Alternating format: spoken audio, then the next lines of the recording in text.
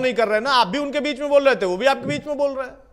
अब मैं एक को अतुल जी टोकूंगा तो जब भी ये अच्छा नहीं गलत होगा। बात बोल रहे थे तो मैंने बोला। मेरा जो अब प्रश्न अगर है, बीच में ओंकार जी, बोलती रहेंगी ओंकार तो जी, ये ओंकार कैसे जी, बोलेंगे एक अपनी मिनट, बारी एक में? मिनट सुन लीजिए। मेरा मुंह तो नहीं बंद मेरा करेंगे मेरा जो आप, मेरा प्रश्न माइक है, बंद कर सकते हो, कर देना। मेरा प्रश्न जो है वो सुन लीजिए। मेरा प्रश्न ये है कि आपने एक संभावित नाम बताया है कि ये एक दल है जिसके साथ ही गठबंधन कर सकते हैं, तो उस गठबंधन का असर कितना पड़ेगा, कैसे पड़ेगा? क्योंकि एक गठबंधन आपने किया और आप सरकार बनाने का क्लेम कर रहे हैं, गठबंधन वो भी अगर करेंगे तो उनका भी तो सपना सरकार बनाने का ही होगा ना। लेकिन हरियाणा में उस गठबंधन का क्या नतीजा निकलेगा?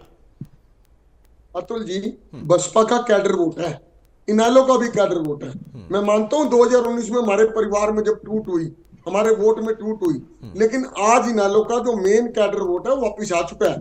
और बसपा का कैडर वोट जो लोकसभा के चुनाव हुए थे उसमें बिल्कुल अजय गुलिया जी ने ठीक बोला था कि दो पार्टों में बट गई थी दुनिया, पूरा हरियाणा प्रदेश और पूरा भारत दो हिस्सों में बट गया था। एक हिस्सा जो मोदी जी को दोबारा सरकार बनाना चाहता था, दूसरा हिस्सा जो इनको बाहर भेजना चाहता था। ये दूसरी बात है, कोई भी क्षेत्रीय दल, चाहे वो इनेलो थी चाहे वो जजपा थी, इनको जनता ने वोट नहीं डाला क्योंकि हमारा कोई प्रधानमंत्री का चेहरा नहीं था, हमारा कोई गठबंधन नहीं था। तो जनता ने ये सोचा कि कहीं गलती से बीजेपी ना जीत जाए, इसलिए उन्होंने कांग्रेस को वोट दे दिया।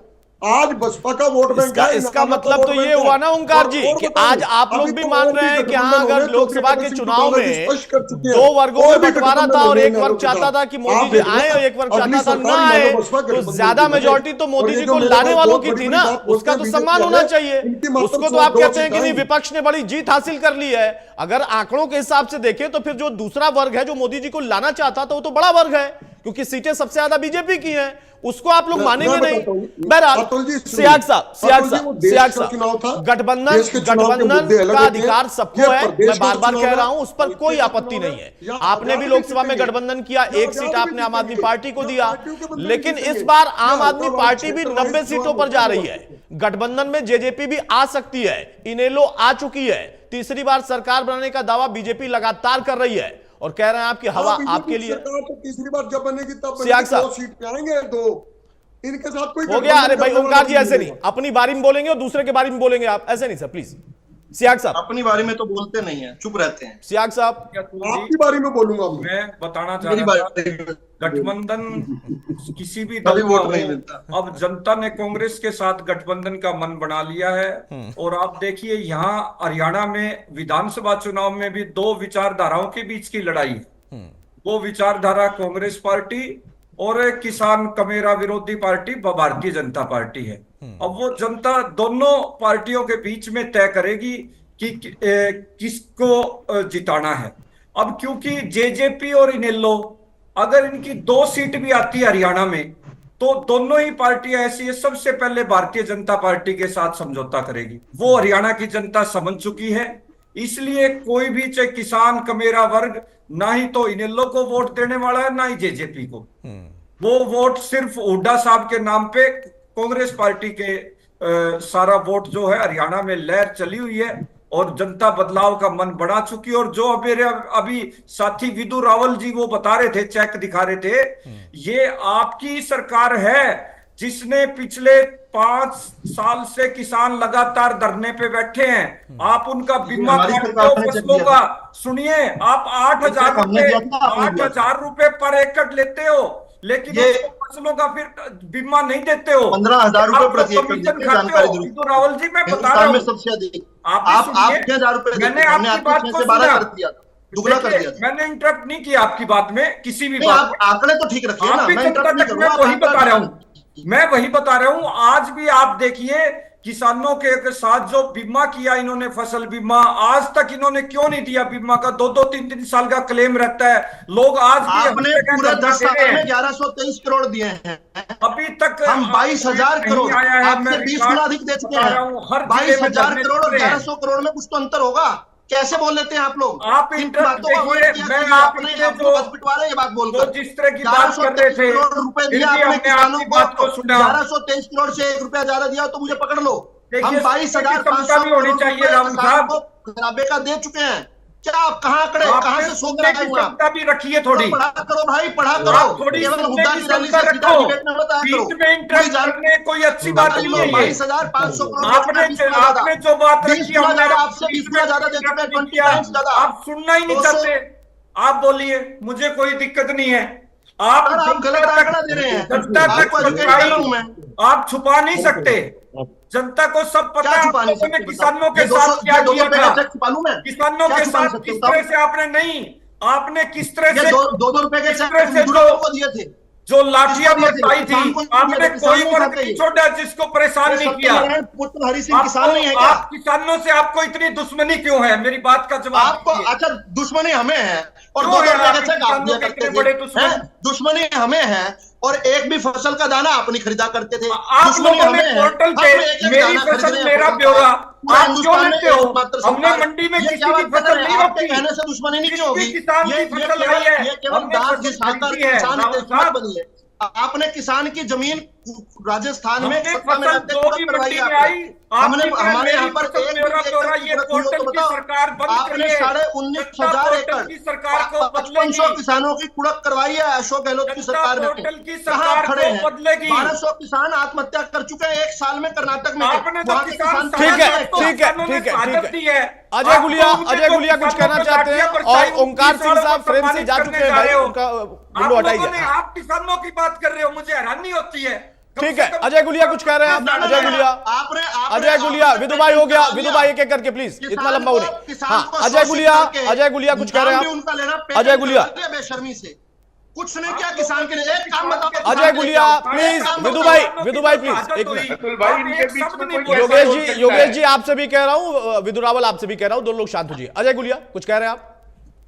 नहीं, देखिए अतुल भाई, इस बात में तो कोई दो राय नहीं है कि 2 रुपए के चेक में तो जो चेक दिखा रहे हैं, मैं बता सकता हूँ ये बेरी तहसील का है और एक बेरी तहसील के अंदर एक विधवा बहन को सहायता सरकार की तरफ से दी गई, सोना उसका नाम था। विधवा बहन को 3 रुपए की सहायता दी गई, तो उपास उठाना हुआ। और दूसरी बात है कि जब मैं एक चीज मानता हूँ कि हम सरकार में थे तब भी मैं एक चीज कहता हूँ कि जननायक जनता पार्टी के किसी भी प्रवक्ता का आप ये बयान उठा करके देख लो। देखिए, सरकार जब, चाहे हम सरकार 4.5 साल सरकार में थे, मुआवजा देते, वो जब किसान ने प्रीमियम भर दिया, जब किसान ने प्रीमियम ही भर दिया, वो तो व्यापार हो गया। फिर उसका मुआवजा दिया गया, उस पे अगर उसको कंपनसेशन को बढ़ा करके अगर कोई बोनस दिया गया, तो मैं ये मानता हूं कि वो सरकार की अच्छी पहल थी और सरकार का अच्छा फैसला था।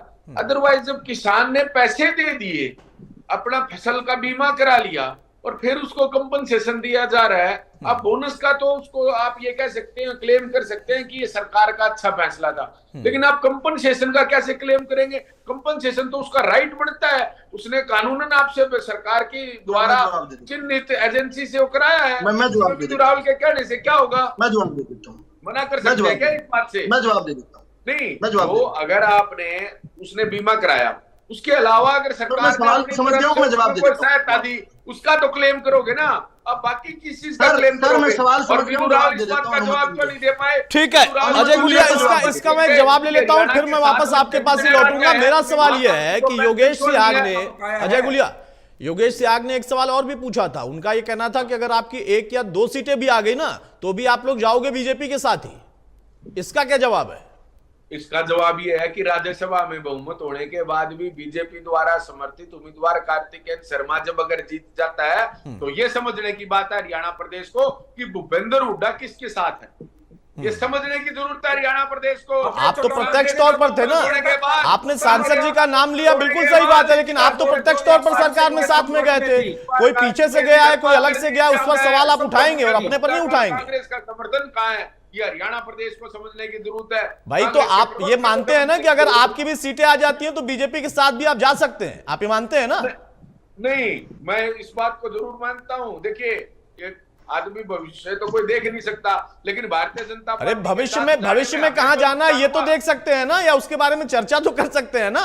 जैसे पिछली बार कहां जाना था ये आपने तय किया था, आपने सांसद कार्तिकेय शर्मा का नाम लिया, बहुत अच्छी बात है, लेकिन आप तो प्रत्यक्ष तौर पर सरकार में थे, उन्होंने भी खुलकर समर्थन दिया। जो जिस समय राजनीति करता है वो अपने हिसाब से राजनीति करता है।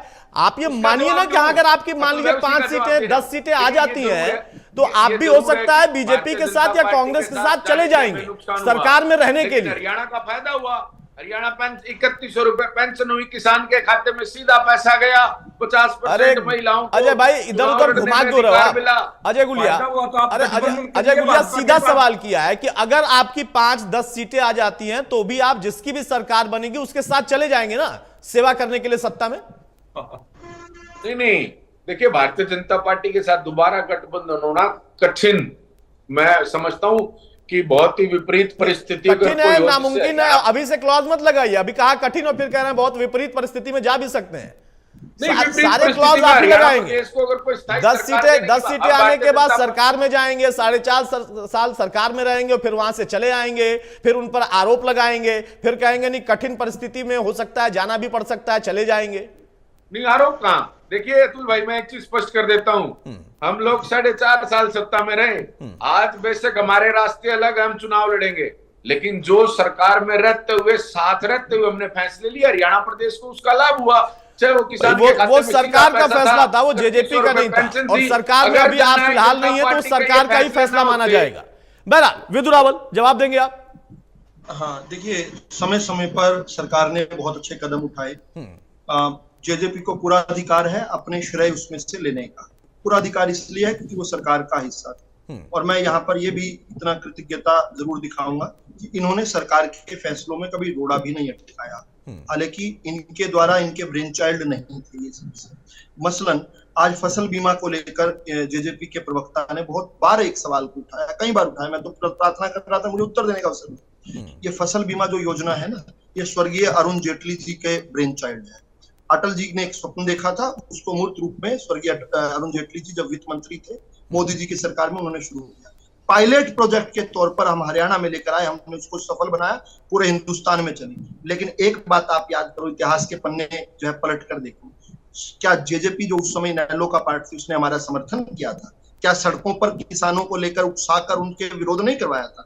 आज 22,500 करोड़ रुपया किसान को मिल गया, जो कि 10-10 साल में हुड्डा ने 1100 करोड़ 1,000 करोड़ रुपए देने वाले आज 22,000 करोड़ के ऊपर सवाल खड़ा करने की हिम्मत भी कर पा रहे हैं, तो उसको आप तारीफ तो कर रहे हैं, लेकिन क्या उस समय समर्थन किया था? नहीं किया था। हमने किसान के लिए एक के बाद एक काम किए, लेकिन आपने केवल लेबल किया, आपने खुद को तो कह दिया किसान हितैषी, और जो किसान के लिए जीने और मरने वाले काम कर रहे हैं, किसान के जीवन को सुगमता कर रहे हैं, उनको किसान विरोधी एक शब्द में कह दिया। बड़ा आसान है ये कहना। आज जो प्रीमियम की बात कह रहे हैं, 98% प्रीमियम सरकार भरती है, केवल 2% प्रीमियम जो है मेरे जैसा किसान भरता है, ओनली 2%। और उसके बाद भी उसके क्लेम के लिए भी सरकार बीच में से निकलती नहीं है, हालांकि प्राइवेट कंपनी जो है उसको क्लेम करती है, लेकिन उसमें भी हमारे अपना एग्रीकल्चर बीच में ना बोलिए योगेश जी, बहुत कम आप क्यों बोल रहे थे? नहीं, बहुत कम आप जानकारी बीच में क्यों बोल रहे थे? सर आप कुछ बोल लीजिए, आपको क्या सारे अधिकार है? क्या आप सत्ता में हो तो आपको हर अधिकार है? मैं अपना फर्ज समझता हूँ। आप बीच में क्यों बोल रहे थे? आपको सारे अधिकार दिए हैं। काम की बात बोलता हूँ, आपकी तरह निकम्मी बातें नहीं बोलता हूँ मैं। आपकी सारी निकम्मी है, सारी किसान विरोधी बातें बोलते हो। आपने हमेशा किसान को लूटा है। अभी मैं बताता हूँ, किसान का खुद चूसने वाले किसान विरोधी कंपनियों को ठेका दिया गया है। फसल बीमा में आपने कभी भी सरकारी कंपनी को क्यों नहीं दिया? सरकारी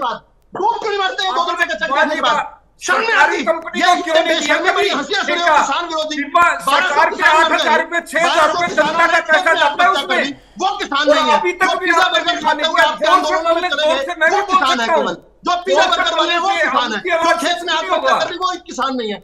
हमारे 4 लाख किसानों की बलि दे दी आप लोगों ने 25 साल में, वो किसान हितैषी है। आप शर्म नहीं आती, ये बेशर्मी बनी आपकी, और मुझे बात करने से भी रोक रहे हैं आप। हमें क्यों रोक रहे थे आप?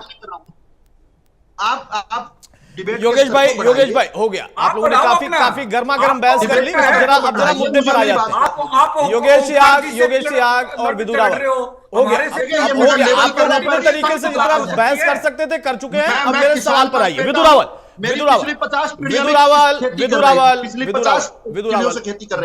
सवाल सुन लीजिए, उसके बाद बोलिएगा।